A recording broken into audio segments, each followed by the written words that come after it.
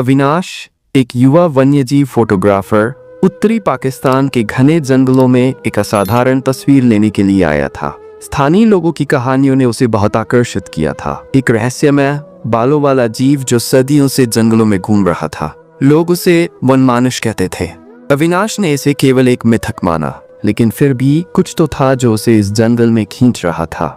एक रात अविनाश ने अपना कैमरा सेट किया और चुपचाप एक ऊंचे पेड़ पर चढ़ गया। चांद की हल्की रोशनी में जंगल चमक रहा था।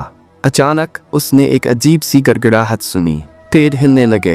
अविनाश ने नीचे देखा और उसकी सांसें थम गईं। एक विशाल बालों वाला जीव पेड़ों के बीच से निकल रहा था। उसकी आंखें रात में चमक रही थीं और उसकी चाल बहुत तेज थी। अविनाश ने डरते डरते अपना कैमरा उठाया और कुछ तस्वीरें खींची।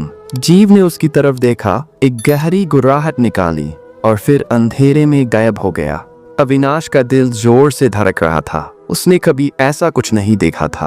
अगले दिन अविनाश ने स्थानीय लोगों को तस्वीरें दिखाईं। उन्होंने तस्वीरें देखकर चौंक गए।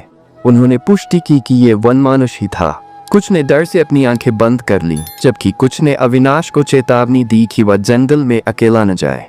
अविनाश ने अपनी तस्वीरों को विशेषज्ञों को दिखाया, लेकिन कोई भी जीव की पहचान नहीं कर सका। कुछ ने कहा कि यह एक अज्ञात प्रजाति हो सकती है, जबकि कुछ ने इसे सिर्फ एक मिथक माना। अविनाश को पता था कि उसने जो देखा वह वास्तविक था। वह कई महीनों तक जंगल में रहा, वनमानुष की और तस्वीरें लेने की कोशिश करता रहा, लेकिन वह जीव हमेशा रहस्य बना रहा। अविनाश ने जंगल के कई और रहस्यों को भी देखा, जैसे कि अजीब निशान और अनसुनी आवाजें। उसे एहसास हुआ कि जंगल सिर्फ पेड़ों और जानवरों का घर नहीं है, बल्कि ये एक ऐसी जगह है जहां सदियों से रहस्य छिपे हुए हैं। अविनाश ने अपनी खोजों के बारे में एक किताब लिखी, लेकिन उसने कभी यह दावा नहीं किया कि उसने वनमानुष को पूरी तरह से समझ लिया है। उसे पता था कि कुछ रहस्य ऐसे ही रहने चाहिए, जंगल की गहराई में छिपे हुए, जहां वे सदियों से थे।